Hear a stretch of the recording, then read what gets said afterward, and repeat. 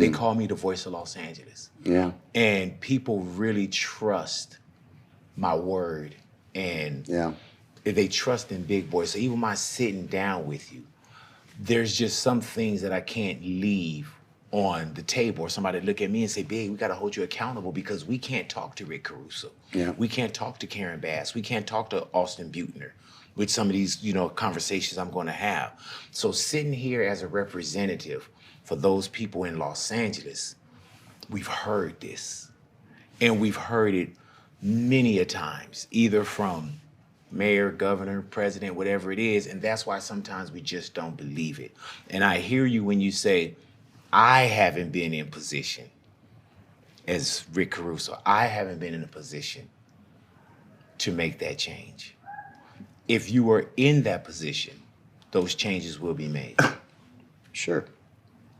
But I would say this, the best, and you know this, the best predictor of somebody's performance, you look at their history. So look at my history. Hello, this is your partner, Big Boy, and today we're going off air with Rick Caruso. Now, I know some of you might be thinking, politics, why? Big, come on. Let me tell you why. Because I love Los Angeles. This city of Los Angeles is home. And just like many of you, I care deeply about it. We all see what's happening in Los Angeles. The rise in crime, the cost of living, the homelessness, the feeling that LA is losing some of its magic. These problems aren't going to go away. And the question is, who's got the right answers? Who's going to help bring our city back to its glory? That's why I'm having these conversations with people who say they can help change Los Angeles for the better, because this is a city that deserves better. Today, I'm sitting down with Rick Caruso. You may remember him for his campaign for mayor of Los Angeles. Now, he didn't win, but one thing's for sure, the man loves this city. He's built some of LA's most iconic spots, the Grove, Palisades Village, the Americana, and the Commons in Calabasas, places that bring people together. There's a lot about Rick Caruso that people don't know, things that directly impact Angelenos every day. So let's talk to the man himself and hear what he has to say about making positive changes in our beautiful city. This is Off Air with Rick Caruso.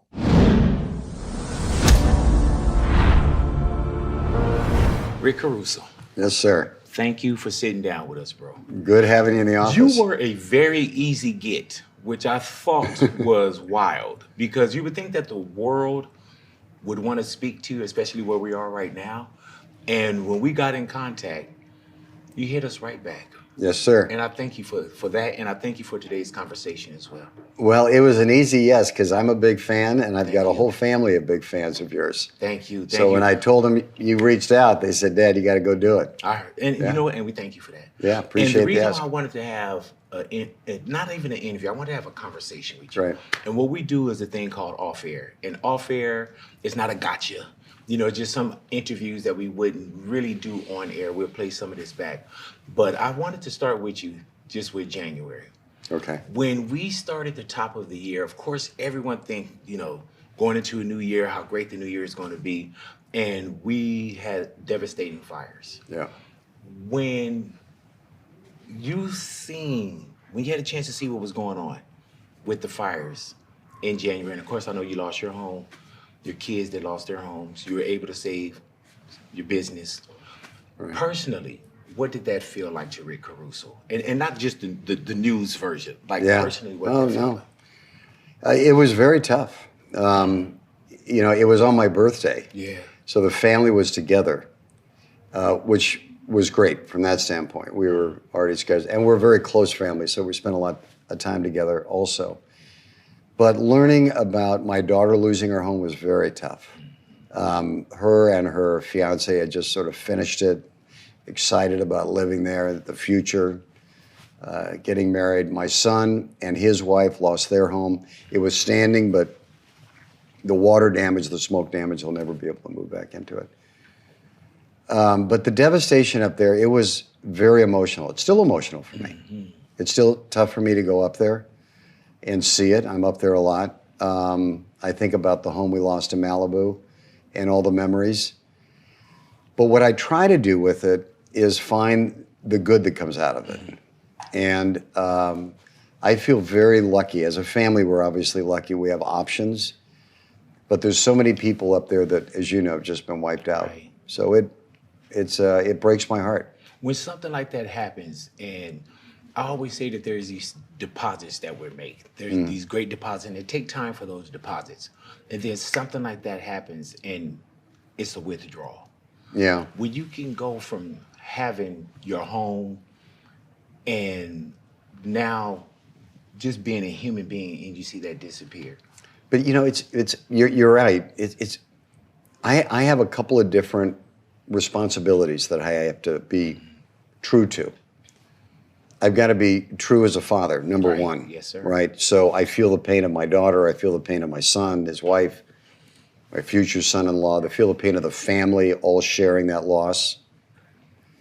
And at the same time, I have responsibility as the founder of this company, and I've got to stand strong.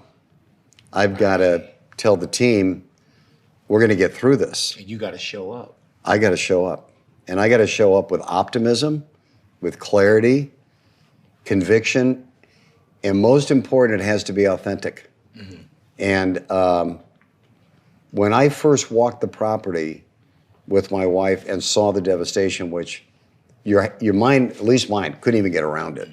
Like, what am I looking at? It was an apocalypse. Right. It was just total destruction. And for some reason, what was also sinking into my brain was there's hope here. Okay, and we're going with that. We're gonna go with the hope. And it was somewhat like COVID that sort of prepared me. Because, listen, big boy, there was not a textbook that said, how do you run a business during COVID? Yes. Everything I have shut down. The hotel, the retail centers, everything shut down. And what you learn to do is you've just got to step up and be strong. And you've got to work with your team to put together a plan. We're going to go survive this. And more than that, we're going to thrive through it. But not just personally. When you look at Los Angeles, Yeah. what did you feel as a person that really cares about Los Angeles? And you've done so much for Los Angeles. Yeah. And to see Los Angeles burning down and seeing that the water isn't there and everything that kind of came with that. When you think of being a family man and being a father and your businesses, but when you look at Los Angeles, a city and a county that you care about, Right. where's Rick Caruso when you see that? Well, listen, I love Los Angeles. There's no secret about that. It's a combination. There's a lot of feelings, right? There's sadness, there's anger. There's a lot of regret to some extent. Take me through the sadness. The sadness is the impact on so many people that I knew were not going to have options, that were going to be left behind. And that was one of the reasons I created Steadfast LA, was to try to fill that void to some extent, as much as I could. You know, the Palisades community, and I was in Altadena yesterday, Malibu. People think, like, generally Palisades is wealthy community. Right.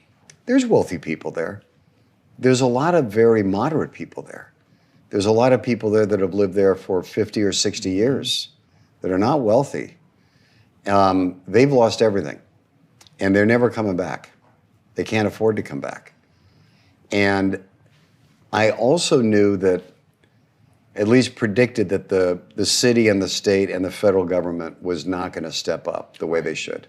We saw that. And we're seeing it now. And so you say sadness, then you said anger. Yeah. I was angry because my gut told me this could have been prevented. Had people been competent, had people made good decisions, had people been prepared, our leaders, our elected leaders, our appointed leaders, had they done the right thing, none of this would happen. And now that's proven to be true. Then you say regret. Regret because 6 years before this, before the fire, there was a small fire in Brentwood. And we were at our home in Brentwood, that's our main home, and we had to evacuate. And I remember, and we evacuated, ironically, to the Palisades. And we were sitting in my office as a family in the Palisades, and I turned to the family and I said, if that fire hits the Palisades it's going to run through and destroy the town because of the amount of vegetation. And my regret was that I didn't, although I raised that issue to the state and to the city, that I didn't get that issue solved. Because even though so many things could have been done to prevent the fire, if the fire didn't have that fuel up in the hills, it probably could have been contained quicker. And when you say contained or preventable, explain that to me. Well, I knew that everybody knew. There was a fire a week before, on January 1st. The fire that happened on the 7th, we all knew was basically the same location, which means that fire reignited. It was never properly put out. And a couple of things, two things, very simple things could have happened. One is the firefighters should have never left that location until they knew the fire was completely put out. Now, we know that from the reporting of the Los Angeles Times. They have the text messages where the firefighters were saying, we should not leave. It's still a dangerous situation. And for some reason, their supervisor said, no, pull up and come back to the station. Massive mistake. Because fires get down into the roots, and it looks like it's out, but even the firefighters were saying, we're touching the roots and it's still hot. So they should have stayed there. Even if they had left, when the winds were predicted to come, we all got these crazy messages, right? Life-threatening, catastrophic winds. I've never seen anything like that. The fire department should have pre-deployed right there, knowing that there's a potential. Had they pre-deployed and that thing started burning again, boom, it's out. But you were more prepared, do you feel, than our fire departments and our officials? Oh, 100%. 100%. Our team was completely prepared. As soon as the wind warnings came out, our plan moved into action. And what we learned, Big Boy, from building a resort up in Montecito, which I love. Thank you. I'm glad you like it. There was, if you remember, about 6 or 7 years ago, we were under construction, there was a major fire in Santa Barbara. And it was going to come over the hill and starting to threaten our construction site. And so I turned to one of our senior executives who heads up security and other things. I said, how do we protect ourselves? Because if that fire comes over the hill, the local fire department should and will respond to the residential community, not the commercial community, right? They got to put their resources to protecting homes. We got to be prepared to protect ourselves. So he put a plan together. He brought in private firefighters, water trucks, and trucks full of retardant. Now, thank God we didn't have to use them, but we learned from that. So when the winds came, the announcement, the warnings, boom. Kicked in. 2 days before, we have private firefighters sitting at Palisades Village. We have water trucks sitting there and retardant trucks. And we were prepared. Had the city been nominally prepared, nominally, you wouldn't have had that devastation. It's the greatest failure of leadership that caused a disaster that could have been prevented with the simplest thing.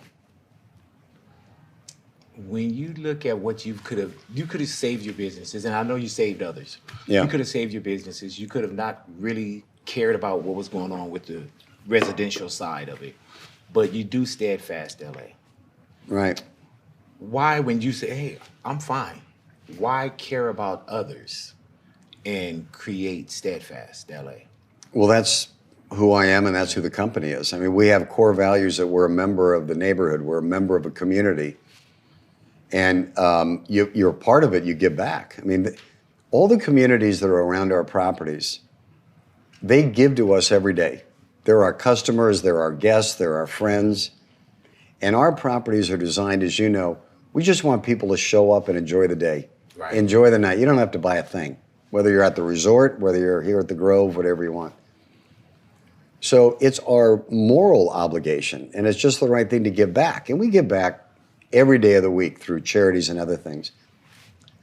But in this case, we had a community that was so good to us that, and I knew government was going to struggle, that we put into action a plan to get people to help them with a very simple mission.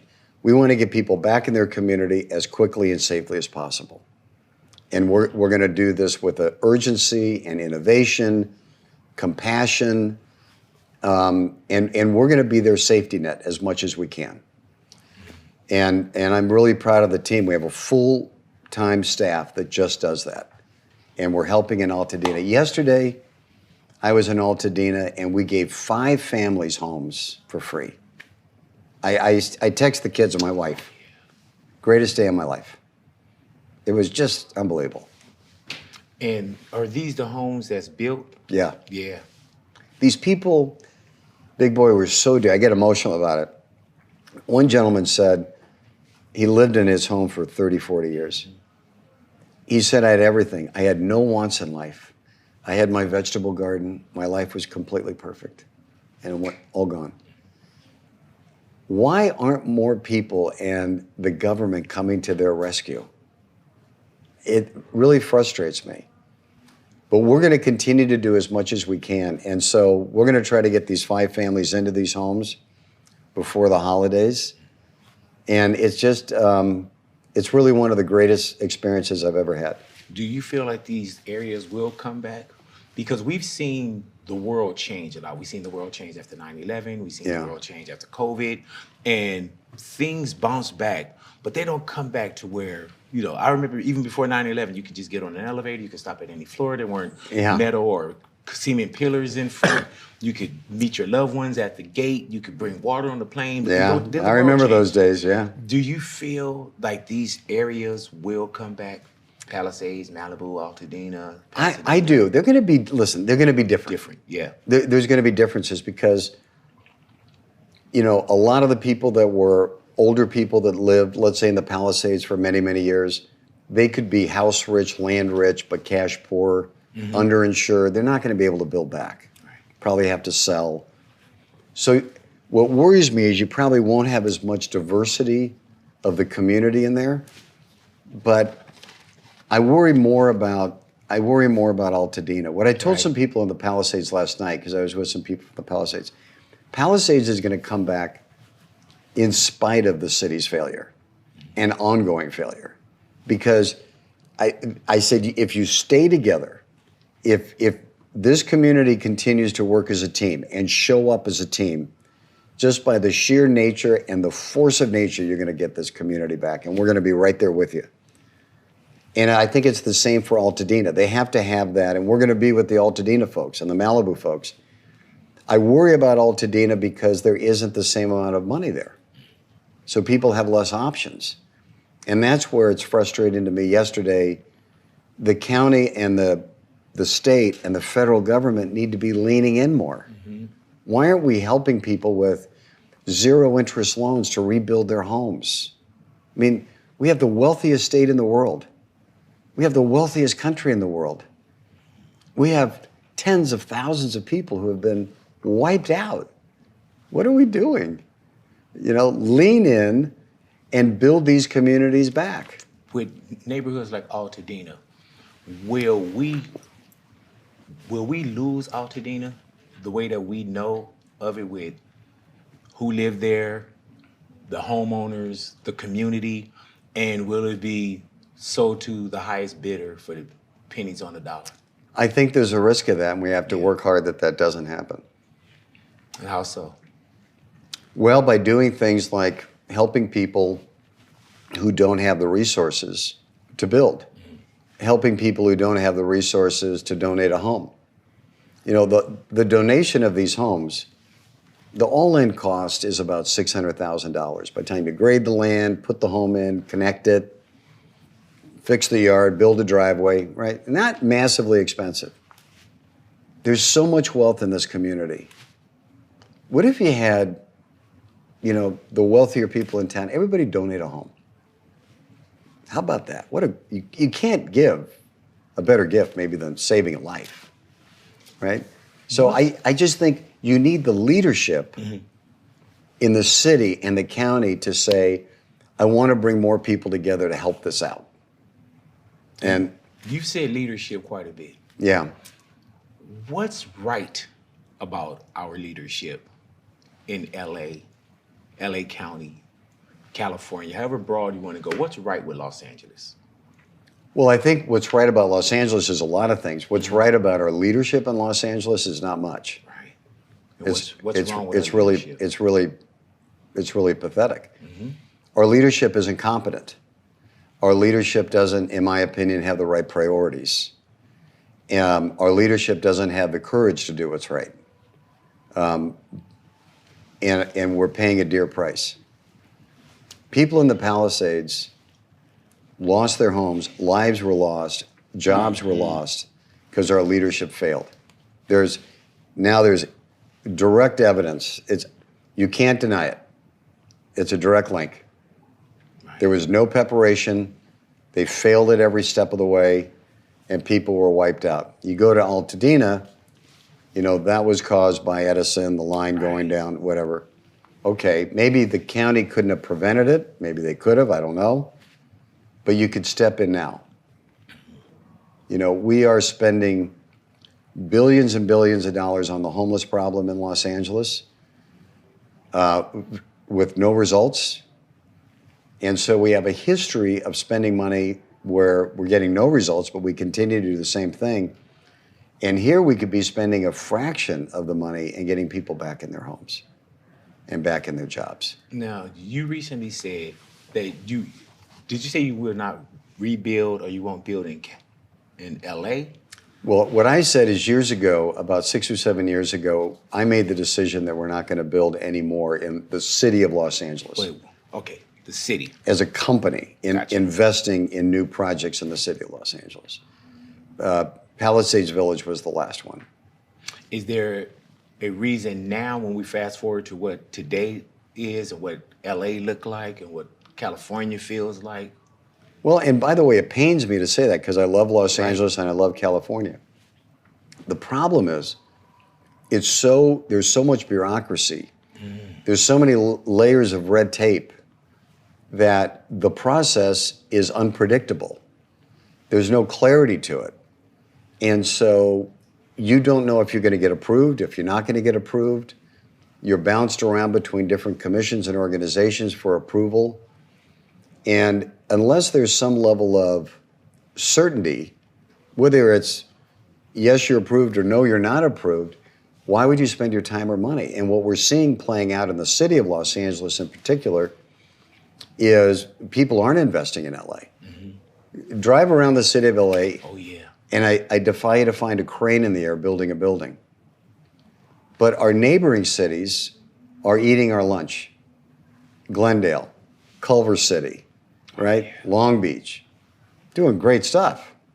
And we're sitting here doing nothing because we're so overregulated and we've got a bunch of leaders that don't feel like bringing in jobs, bringing in opportunities are important. They're critically important.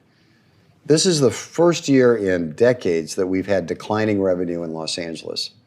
Declining revenue in Los Angeles, into the city coffers, is caused because businesses are down, so they're paying less taxes, and businesses have left.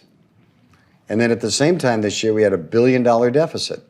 So if you ran your business where your revenues are down and your expenses are up, you're not in business very long. Do you feel like Los Angeles, like we're entitled? Like we always thought this is just going to be here. Everybody's going to love LA. And we love LA. This isn't us beating up on Los Angeles. No, we love LA. I love LA. And it's worth fighting for. I think it's very important that we don't abandon LA. We got to fight for LA. It's too important of a city in the world. You also said that you don't feel, and I may be paraphrasing, that Los Angeles, we got the Olympics coming in 2028. Yeah. We're not ready for the Olympics, or we won't be ready for the Olympics? I'm worried that we're not ready for the Olympics. I'm worried that we're not doing enough for the Olympics. That's what I'm hearing. And we can't miss this. We're going to be on a world stage, huge opportunity for Los Angeles to show how great this city is. And a huge opportunity to have millions of people coming into our city spending money that are going to support our small businesses, support our hotels, fill up the city coffers. We need to really benefit from this. We need to overskew for this, right?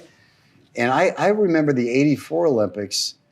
nobody was ever worried about being ready. Between Peter Uberoff and Tom Bradley, we just figured they got it, and they did. It was a hell of an Olympics. And we got to make darn sure that we're ready for the world stage. What do you think we should do? Well, you got to clean up the city. Yeah.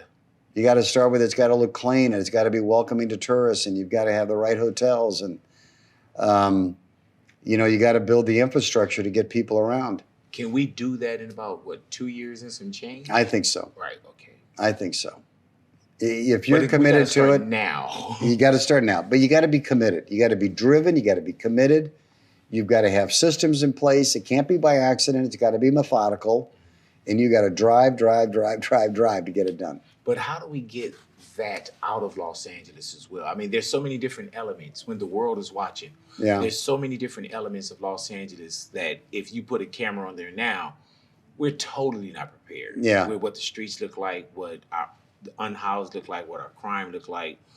How do you do that in 2 years? 2 years and some change. You're going to be working around the clock. Right. You've got to build facilities to get the homeless off the streets and give them the services they need. We know what they need. We know how to build them. We just got to go do it. We can't be wasting billions of dollars anymore. We've got groups that do it with incredible efficiency and efficacy and success. Downtown Women's Center, Union Rescue Mission, Hope the Mission. These organizations, they do it like this. They know what to do. Empower them. Give them the funding to do more. Let's get people off the streets, give them a better path to life, and give the neighborhoods back to people, to the communities. So it's going to take a big team of really smart, dedicated people that you've got to pull together, give everybody their assignments, and you're checking on it every day. And you've got a schedule, and you've got goals, and you're going to go meet them, and we can do it. And that clock is really ticking. It is ticking big. And if we're talking about it's ticking now, then by the time there's a race or mayor or governor, there's more time that's taken off the clock. It's a year away. Could someone come in a year and do that in a year? It's a heavy lift, but it can be done. It could be done. It can be done. I hear you. Yeah. What are some of the biggest or the biggest opportunities when it comes for that could change Los Angeles? Like, you know, that Rick Caruso, if I were in position, these are the things that I could change or that could really make an impact for Los Angeles. I would pick something that would have a really positive and quick domino effect. And I'd focus on downtown. Yeah. And, you know, downtown, as we talked about, is really hurting. Huge vacancy rates, huge crime problem, a lot of homeless encamped on the streets. You can turn that around. I know we can turn it around and fill the offices back up, encourage the businesses to come back down, people moving back down there. Downtown is geographically important because it's a bridge and it connects to South LA. You've got USC. You got the new museums that are going in around USC that are great. It's a huge employment base. You've got the arts downtown. You've got the music center downtown.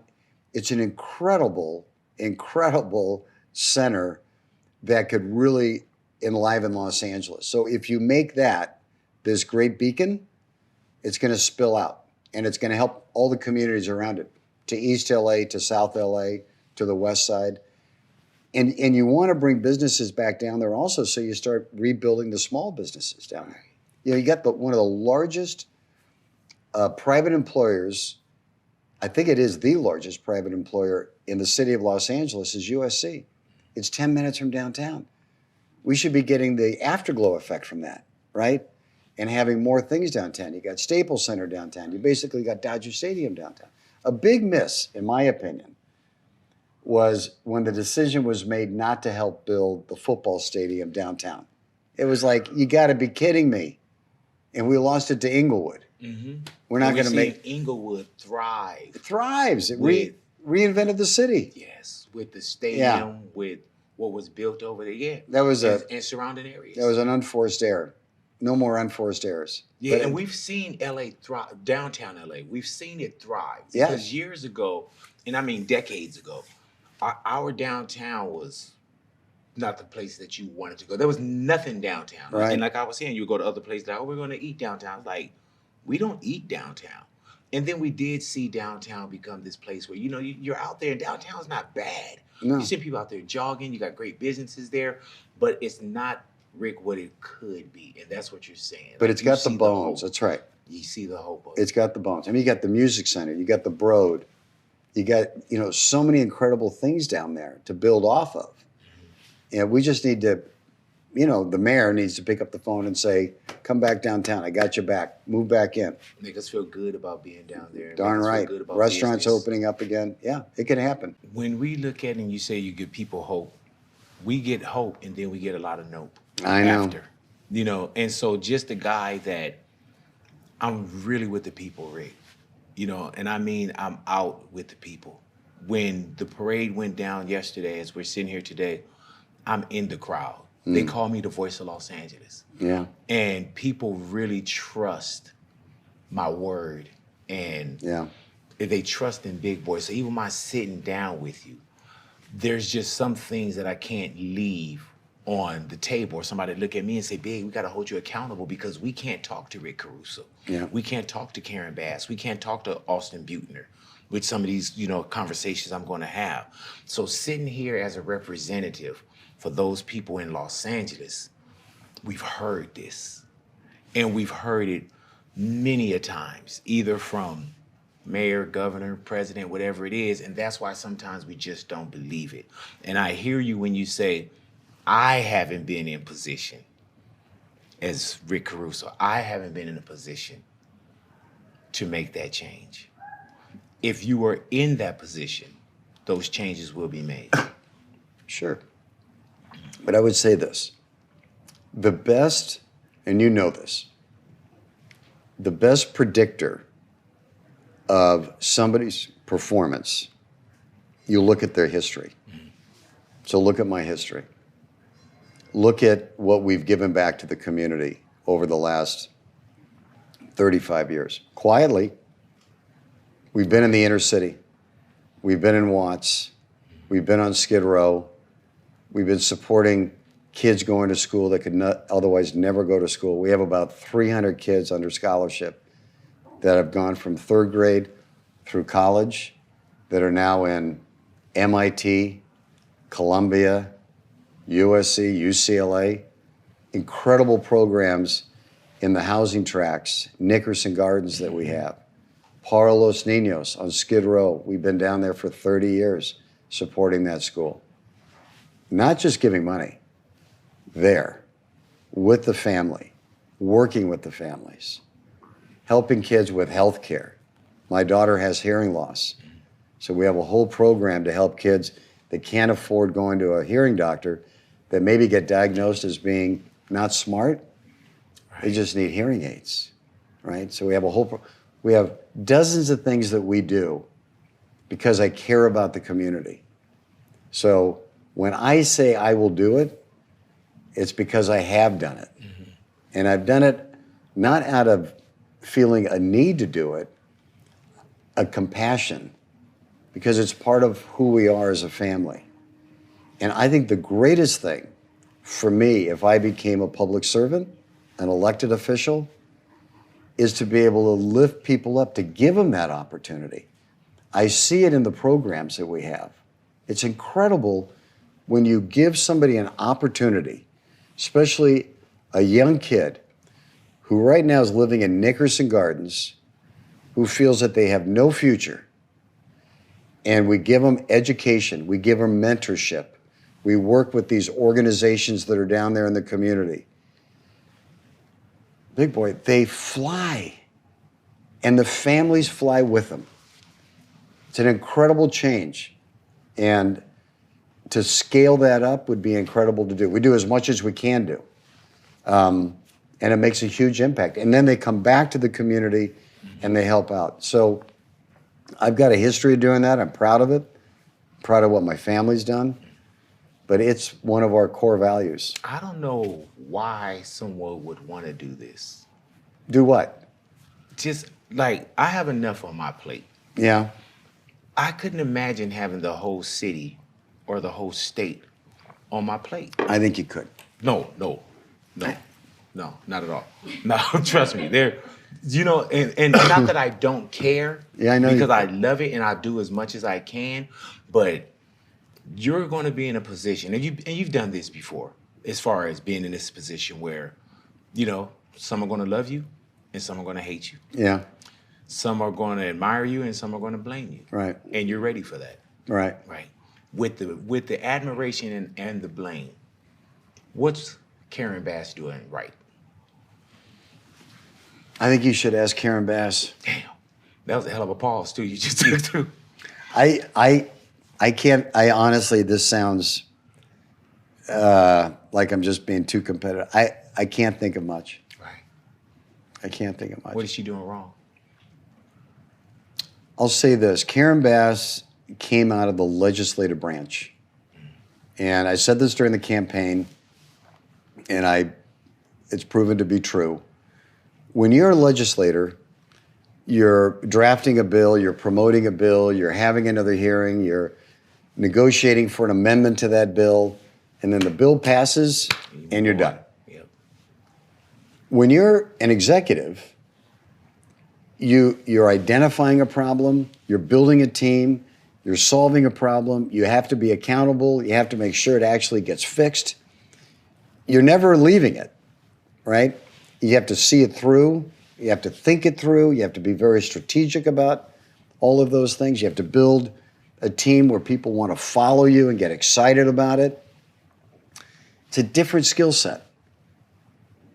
She's never had the skill set to do this job.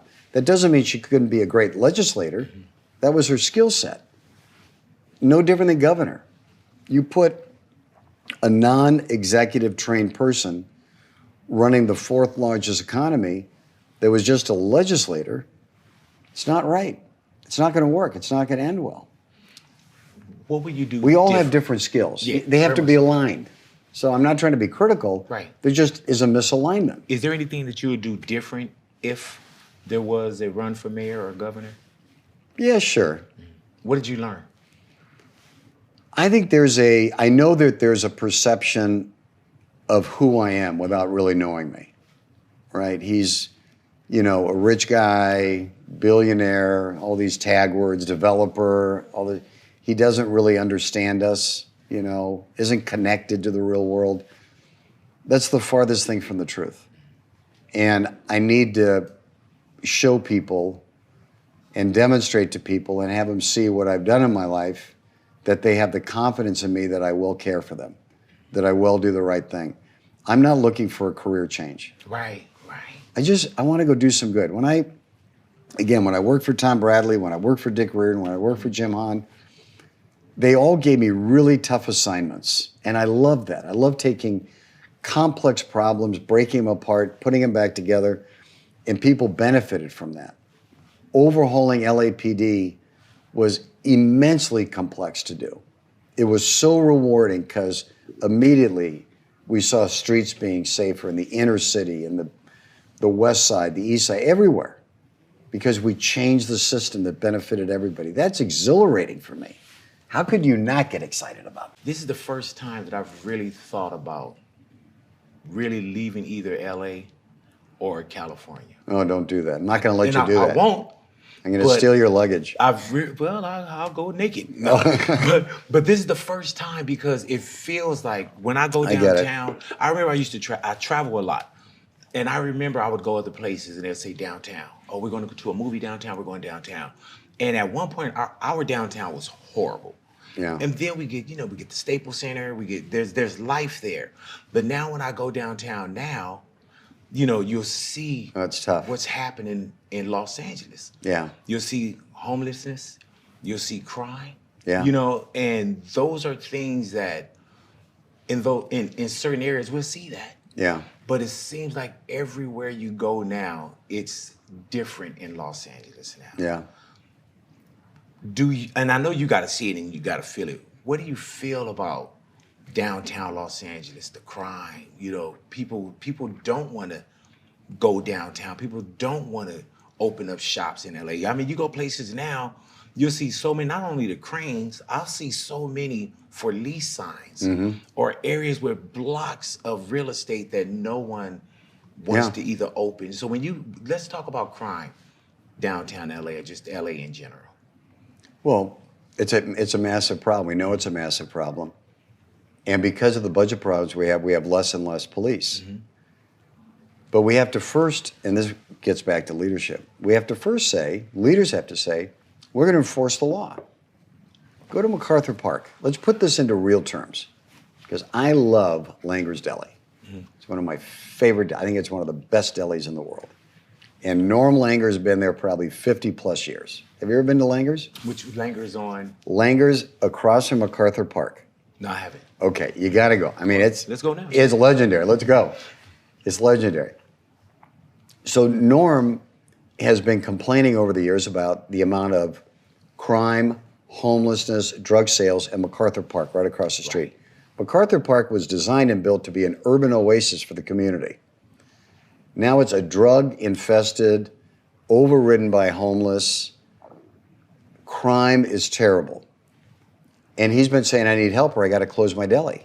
His deli is surrounded by this. I went down there and visited Norm. It breaks your heart.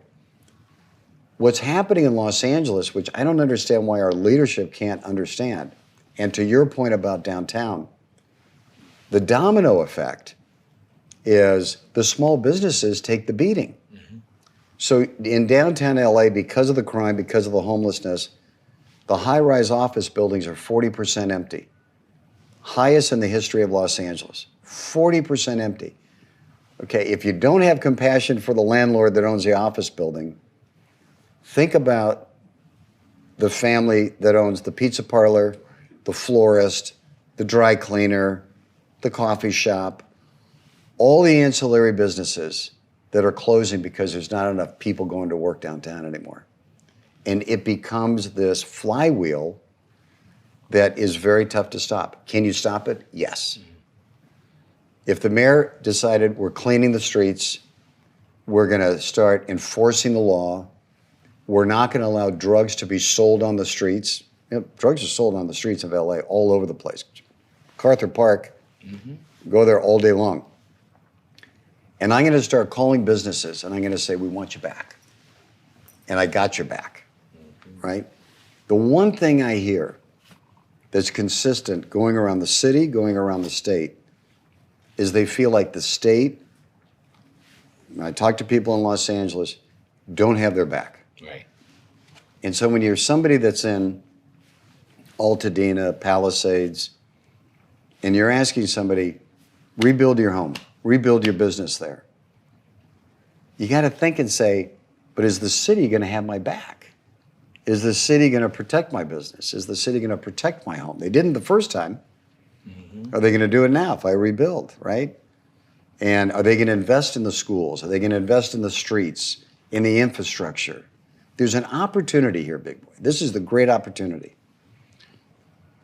You have the size of 2 Manhattans that have been wiped out. Basically, one is in the Palisades, one is in Altadena, Palisades, Malibu. You've got the opportunity to envision and imagine a community of the future. Not that you want to lose the dearness of that community, but you want to have the best telecommunication systems, the best water delivery systems, the best fire hydrants, the best whatever. All the infrastructure should now be built for the next 100 years. The most incredible parks, all that can be done because you're starting from scratch. Right. Why does it sound easy? But I think it is easy. I think it is easy. So why are we not doing it? We don't have the right leadership again. So who's the right leadership? Well, I think there's a lot of good people out there. Yeah. I think there's a lot of good people out there, but they're not in office right now. Mm-hmm. You know, we had a city, when you think about it, and I've been around long enough, I worked for Tom Bradley when I was 25 years old, learned so much from him. You know, he tapped me to be a commissioner. I had no business being a commissioner. But he believed in me, thank God. And I worked hard. But he had a vision. We're going to go build a convention center.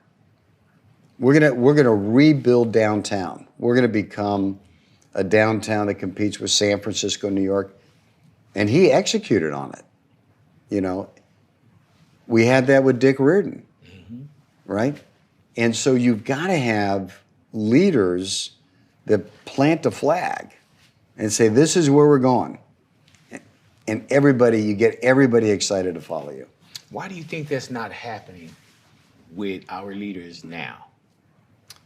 I think we've fallen into a bit of a rut, and hopefully we're going to get past it, that we've elected people on ideology, not on competency. And that's come back to haunt us. And we've been doing it for a while. And not just in LA. Not just in LA. Right. Yeah. And we see this playing out, and it's harmful. You know, it's really harmful. And then you look at communities that are really doing some great things. City of Calabasas is doing great things. The city of Newport Beach. You go to the city of Glendale. You go to Culver City. I mean, I went to Culver City the other night with some of my pals here from the company. It was a Wednesday night. We go to dinner there. Now, this is right across the street from Los Angeles. You walk a boulevard. What's I that? said it's literally a boulevard. It's literally a boulevard. It's either Washington or Venice. Like it's right. literally Yeah, a boulevard. that's right. We walked across Washington. You get to Culver City. The restaurants are packed. People are out. The streets are clean. The sidewalks are clean. There's an energy to it. You feel it. You want to be there. Yeah. Do you remember when Culver City didn't have that? It was dead. Yeah, they had, of course, and we'll get into it, they had the movie industry. Yeah. So Sony, they had the surrounding areas. But Culver City, I remember Culver City didn't have a downtown. No, you're right. The one thing I remember, Culver City had that hotel that was on the corner. That's right. And people were like, oh, that's the haunted hotel. Yeah. And now I go through Culver City and I'm looking like, look what Culver City has become. That's right. With a nightlife, with restaurants closing down streets, putting together outdoor eateries and other businesses coming in. Because I'm a homeowner in Culver City. I went to Culver City High. My family still lives in Culver City. So I've been in Culver City the last you've done a great job. 40 years.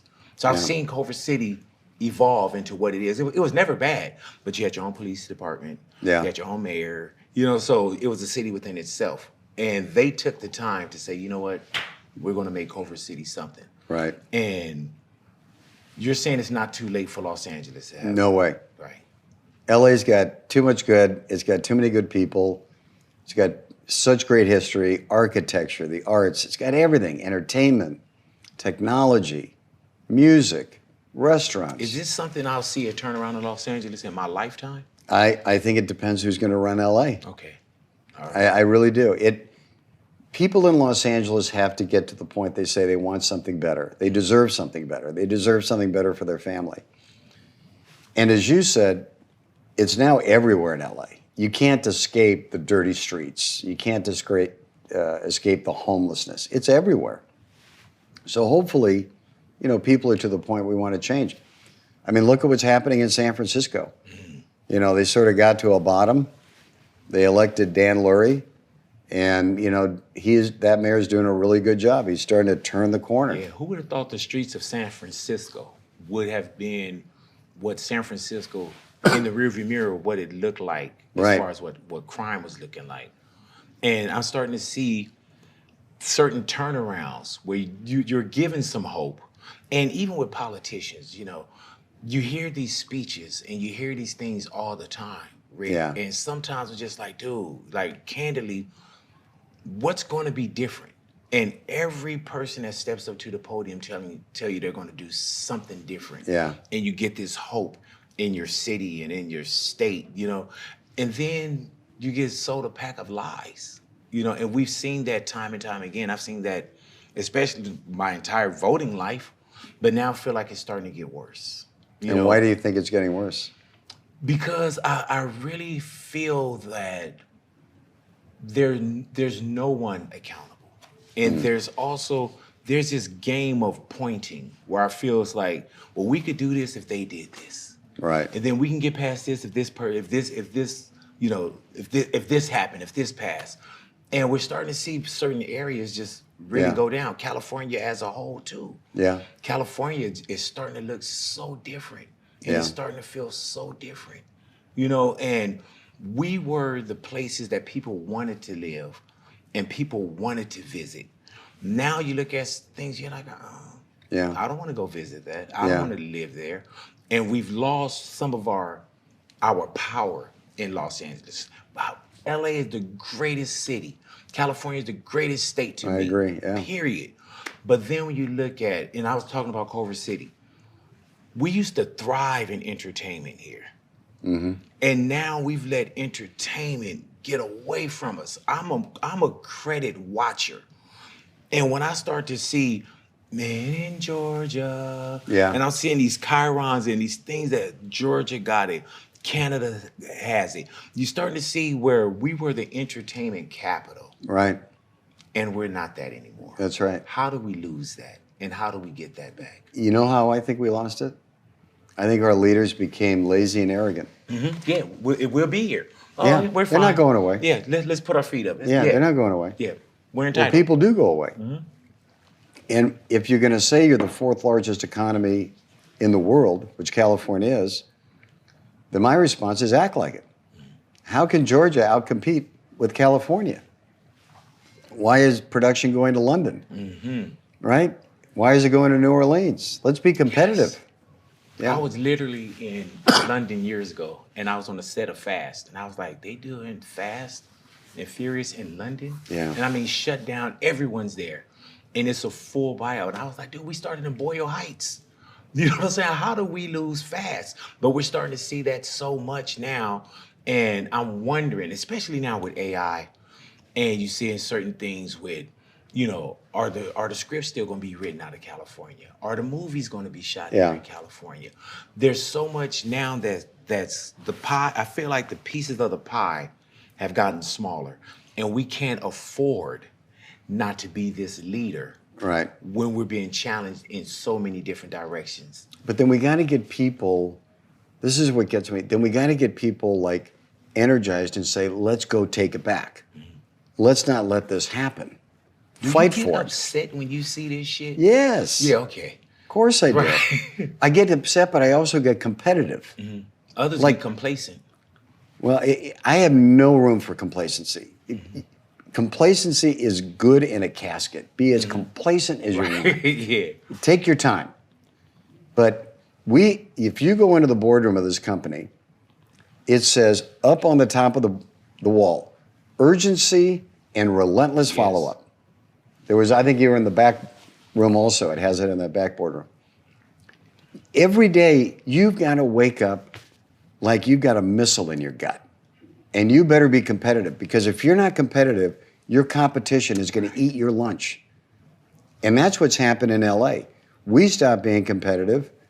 Glendale's eating our lunch. Culver City's eating our lunch, the adjacent cities. The state stopped being competitive. New Jersey takes Netflix new studios, invests $1 billion for Netflix. What is Netflix? Doing in New Jersey? Because they got a free studio. I don't blame Netflix, but I blame California for saying, no, no, no, no, no. Whatever they're going to do, we're going to do. You stay right here. We want those jobs. And so that's the spirit we've got to get. Like, you're not running over us. You're not taking our business. You're not moving our families out. Right? It's like we had such a head start and we had such a lead. I think that maybe was the problem. Right. Oh, yeah. Yeah. The lead was the problem. Yeah. Complacent. Yeah. And now we look at the industry as a whole, and being that I'm into entertainment, and I've been doing my morning show here for 31 years, I've seen entertainment change anyway. And it's going to have these evolutions. And Right. there's certain things that's going to change. But when you see certain things, you're like, that could have been, when we were talking about things that could have been avoided, that's another thing that I think could have Absolutely. been avoided. How the industry of film and television, how it just left. And even now when I go to certain studios, it feels different. Yeah. The energy feels different. It And you must. got to think, why would I want to work here if I'm being overtaxed, if I'm having problems, if I don't have you're not giving me any benefits or incentives to even come to California? And is that something that if you were in position, you would change as well? I'd fight for it. Because I would also know one thing. If you were doing a deal and you got some incentives on another state, and maybe those incentives are a little bit better than what I'm going to give you in California, but they're close, maybe not as good, they're close. What I know is I'm sure you'd rather go home at night after you go to work, right? We don't even have to be as competitive. We just need to be close because the talent is living here. And then you take a look at, which you know very well, the below the line jobs are getting wiped out. That production moves out of Los Angeles. All of those below the line jobs, the truck drivers, the florists, the caterers, the restaurateurs, they're losing all that business. So you create this financial mess, and then you have revenues reduced in the city. You have revenues reduced in the state. I just don't understand why people put up with that. Can they be that disconnected with reality? You're in a leadership position. Are you that disconnected with reality that you can't see what's happening? I guess so. But I do think it can change. I'm optimistic. I run optimistic. Yeah, and I see that, and I believe that. I see it, and I believe it. It's just that when you watch such a decline, Yeah. you know, it seems like it's going to be such a journey to get back up, and Yeah. that we haven't even started that journey. And when we think about California as well, we got so many things now that feel like they're against California. Yeah, You but know? I think human nature, people want to rally around success. And I do think, sort of to pick up on your point, there's been so much that's gone wrong or isn't going as well as we'd like.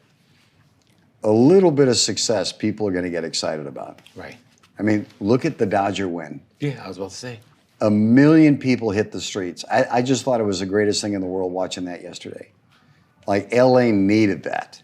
And How there's great a was feeling- that? And we love LA. Right. You know, we could definitely love LA more. And LA is great, but I always say I work on my ERS. At one point, Rick, you know, I used to be over 500 pounds, right? And at 500 pounds, I was sexy, believe it or not. But once I lost I the love weight that. and I got, you know, my health together, now I work on my ERS. So I'm sexy-er. God, I love I'm that. Okay. healthier. So LA is great. Yeah. But LA could be great. I love that. And Yep. then we could work on our S again and be the greatest. We're the greatest already. But can you imagine Yeah. if we just really focused on Los Angeles and California? Yeah. And what we could not even become. And we what could do were it. at before. And we could do it. But also what I was getting to, Rick, with it seems like there's a lot of things that's against California right now. The current administration feels like there's this vendetta against California You're talking about in Washington. in Washington. Yeah.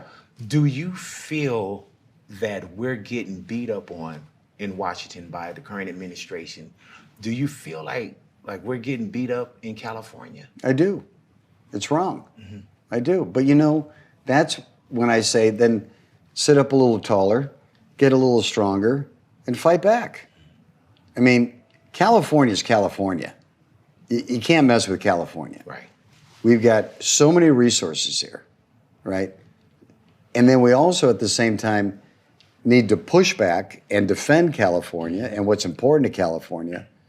But you also need to find common ground to be able to say, there's got to be some ways we can work together for the greater good. It can't always just be a fight. And you just don't grow a business, you don't grow an enterprise, you don't grow a city, you don't grow a state by just fighting. Right. You can't win any sport just on defense. You've got to have offense.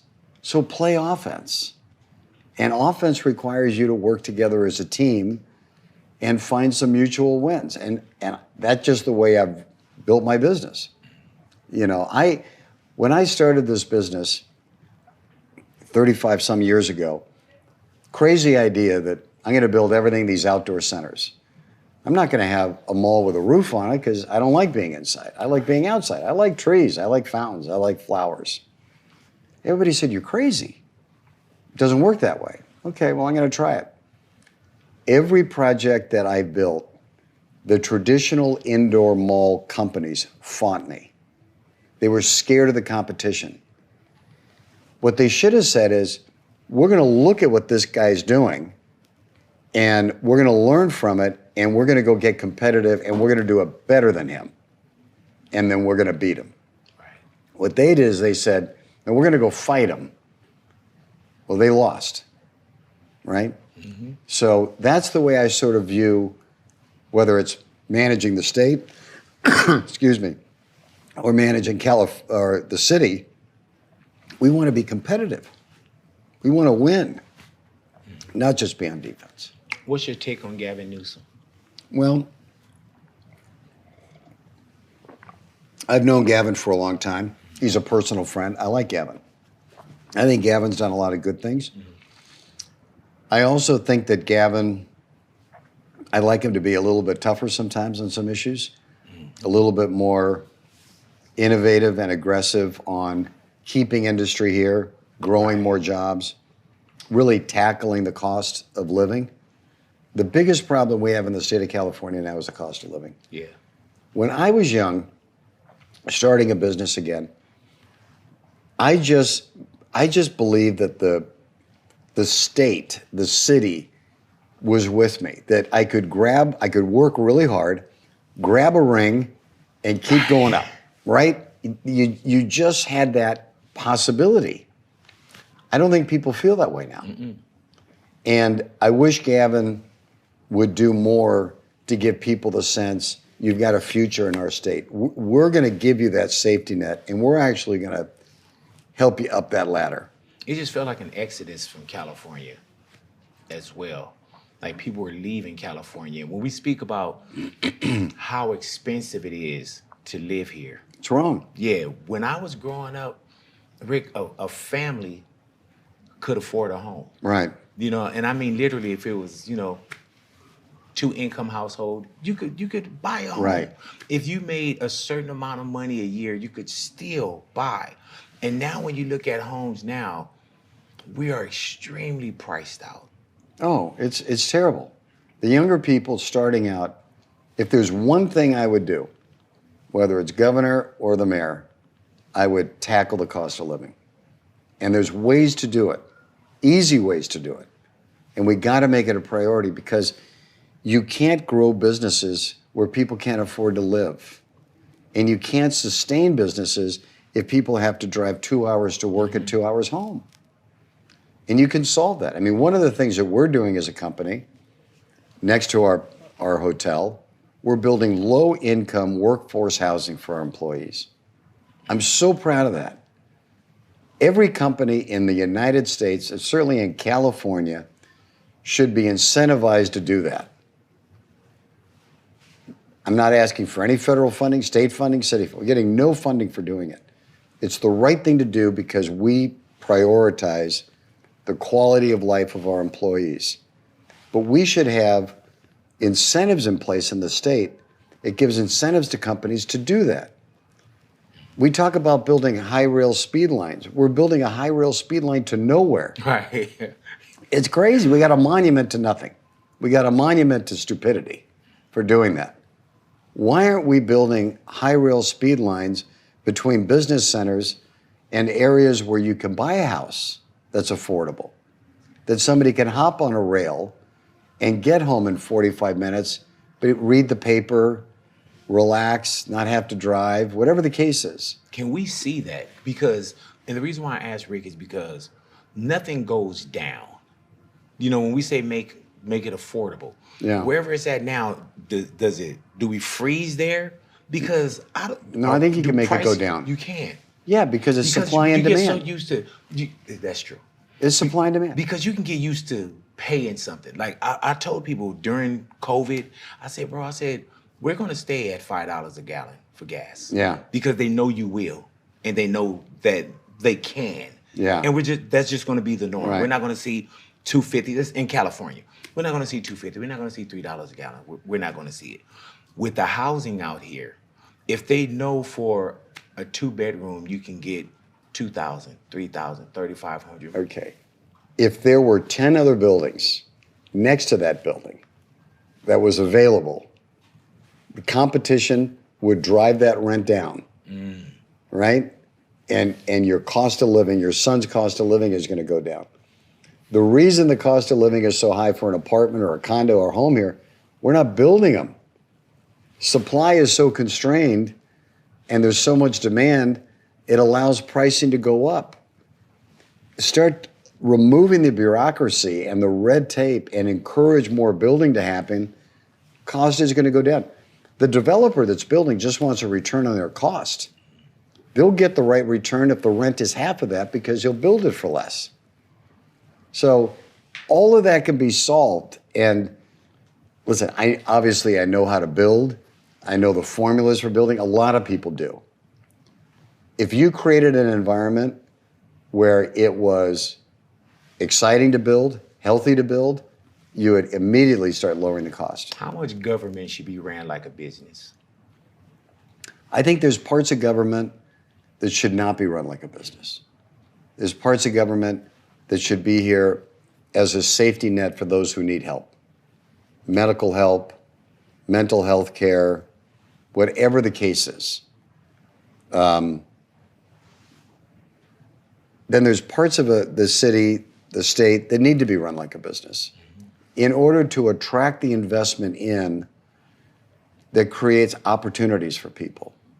We want to have a system, I think we all want to have a system statewide where you've got the opportunity to prosper, whether it's a small business or a large business, where you have the opportunity to hire more employees, to build out a business, put more food on your table, to buy a nicer house, to take care of your kids. I just don't think we've got that attitude right now in the state. What do you see for California for the run of next mayor, next governor? What do you feel in a year to 5 years where California or Los Angeles could be under the right leadership? I think there's endless opportunities. I think if you unleash California, unleashing it meaning stripping useless red tape, it would explode. It would just explode.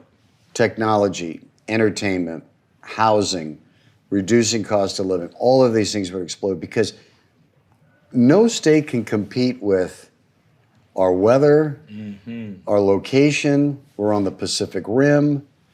Just the sense of innovation in this state. I mean, that's what it was always go west. Right? That's where dreams come true. And so I think it would explode. I think the same with the city of LA. We've had it before. And those of us who have been around long enough, we've tasted it. Yeah. We know what it's like, so we want to get that taste back. But no, I'm very bullish on the state, very bullish on the city. With the right leadership, absolutely. Are you going to announce? I'm going to announce something soon. Right. Yeah. We're getting down to that point. And the reason why I ask is because I love Los Angeles. Everything that I have is because I'm in Los Angeles. I feel the same way. Everything that I desire has come from Los Angeles and from California. Yeah. You know, so when you start to think about the things you love, like even with a family member, I have a family member that's going through some health issues. I say certain things and I do certain things because I care. And I care about Los Angeles. I care about California. And I never want to go anywhere else. Yeah. But I don't want to be forced out as far as my safety, my kids' safety. What does it feel like? My family, my extended family, can they live here? Can they afford it? And so you do start to look at certain things realistically through real goggles and say, how much of this can I really handle? And then when we look at California as a whole, and we're talking about, I hit you up about just what it feels like there's these things that's coming against California. And when we're talking about the current administration. And now when we look at California, we look at other states, when we look at Los Angeles, we see such a presence of ICE in Los Angeles. Right. And immigration. What do you feel, Rick Caruso, about immigration, our borders, and the way that ICE is also handling the streets of Los Angeles? Yeah. Well, I was very vocal, when this was happening. So I believe our borders should be secure. I believe that if you're in this country and you're a criminal, you should be sent back home. But I believe very, very strongly that people that are here, that work hard, follow the rules, good people, paying their taxes, doing the right thing, should be given a path to citizenship. I do not think we should be rounding up people that are working in the restaurants, construction sites, the car washes.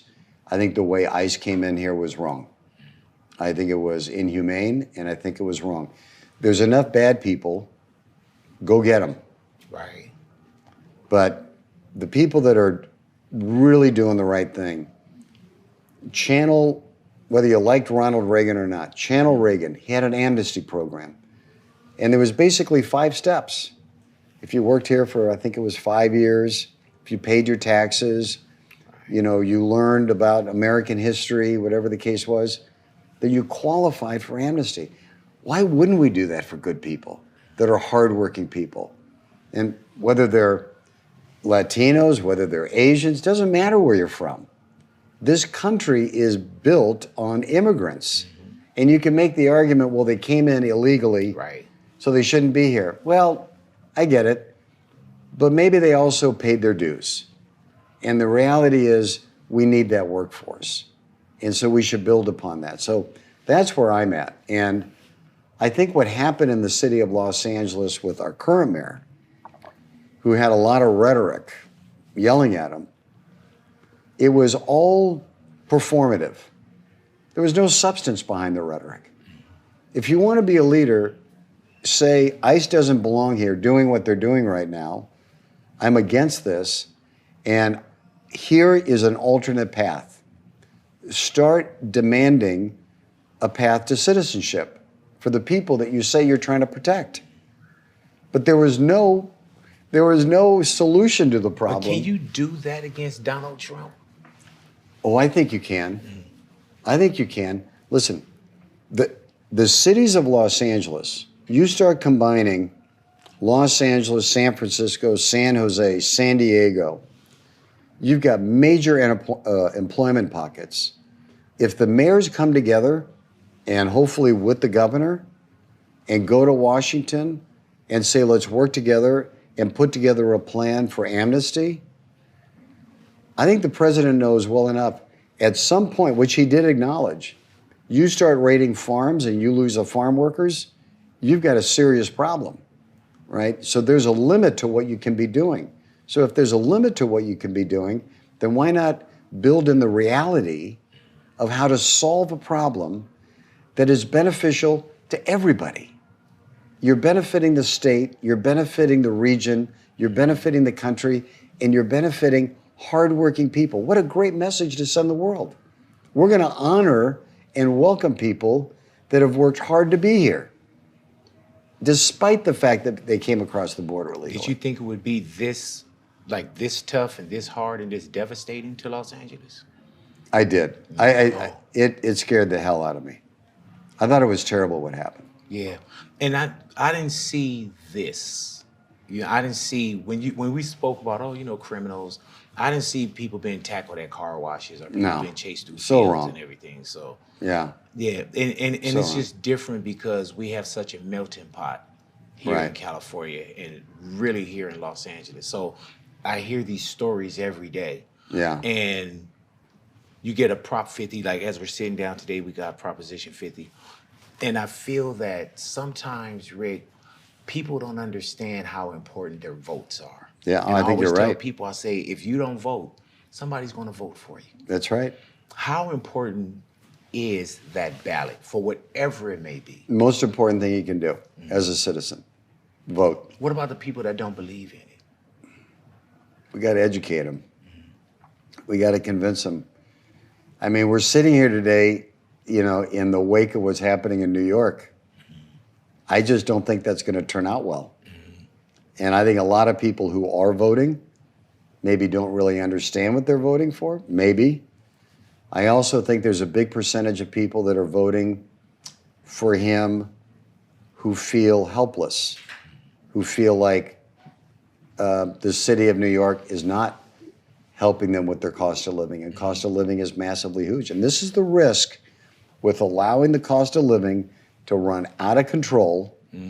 You're going to get a swing to an outrageous sort of example, and I think that's what's happening in New York. Right. If the leadership would have taken care of the people better, and they felt like they had opportunity and fairness in their housing, whatever the case was, you wouldn't have these wide swings. And that's what's happening. So I worry about it. I worry about what's happening.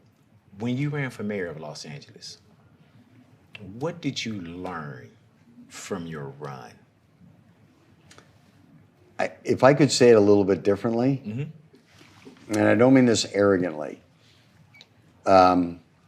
it reinforced what I knew. This is the most incredible city. And what makes it so incredible is the diversity and the dearness of the people that live here. Going into Filipino town, Chinatown, the Latino communities, the west side, the east side, the south side, everywhere, you meet the most incredible people, the most dear families that are working hard and just want to have an opportunity and want their kids to be safe and the streets to be clean and the parks to be useful. But there's a spirit to them. And that's what energized me. And what I saw, which I love so much, and my kids were so great, my wife, and they would come out with me, and we'd be in pockets of LA that probably most people have never seen. I certainly hadn't seen it. Very, very poor, moderate communities. And we'd be there talking to these families, and we'd hug them. You know, we're sort of huggers. And there'd be some tears. And I would tell the kids, what you're giving them is hope. Because I think there's a lot of people in this city, in this state, and probably this country, that feel like they've been left behind, that they're not being heard. What would you do for those communities? Oh, they would be on the top of my list to help. We've heard that before. Yeah, but I haven't been given the chance before. That's But I did when I was police commissioner. right. And we turned the crime in this city around. And we got crime down to levels not seen since 1950 because we did the right thing. Not for just wealthy communities, for every community. And we just changed the trajectory of this city. And I'm very proud of the work I did at LAPD, and I'm proud of working with Bill Bratton and the team we pulled together. Is there anything you want to say in parting? I want to say that I'm grateful for you, Thank you. for giving Thank me you for this sitting- opportunity. Thank you for sitting down with us as well. Well, thanks for inviting You know, me, though. because, you know, when you were running, when you did your run for mayor, I was like, man, we got to get Rick in. We got to get him in. And to tell you the truth, I think that you didn't win because we didn't do the show. You might be right. No, just bullshit. Okay, but I did the show now. Yeah, it just felt good when I said that. No. I could have been yeah, right. I think it's a different time too. You know, there's a lot of different variables that's going on right now, and there was a climate that we were in that I feel like we're not in right now. Yeah. And I just want somebody in that's going to pay attention to Los Angeles, and not just Los Angeles up here. We need somebody that's really going to touch, as we say, touch turf. And The exciting care thing for about me us. is being on the streets. Yeah. That's exciting. Listen, I'll end it with this, and I know I'm on the business side, and you know our properties. What we do as a company, which gets us so excited, if you ask anybody in this office today, what business are you in? We're not in the business of building retail centers or resorts or apartments. We're in the business of enriching lives. The minute you give and believe that statement, it gives you permission to do things that your competitors can't do. If I'm in the business of enriching lives when I build the Grove, not building them all, but enriching lives, I get to build a trolley that goes nowhere but is packed with people every day because it's giving joy. If I was in the business of building them all, I'd say, I'm not going to go build a trolley. The trolley costs a lot of money. You got to have a conductor, and you don't charge for it. It wouldn't make any sense.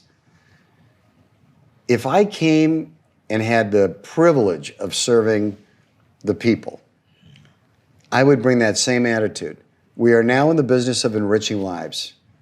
which means we're going to be on the streets, and we're going to see that happen. And when you see it happen, big boy, it's exhilarating.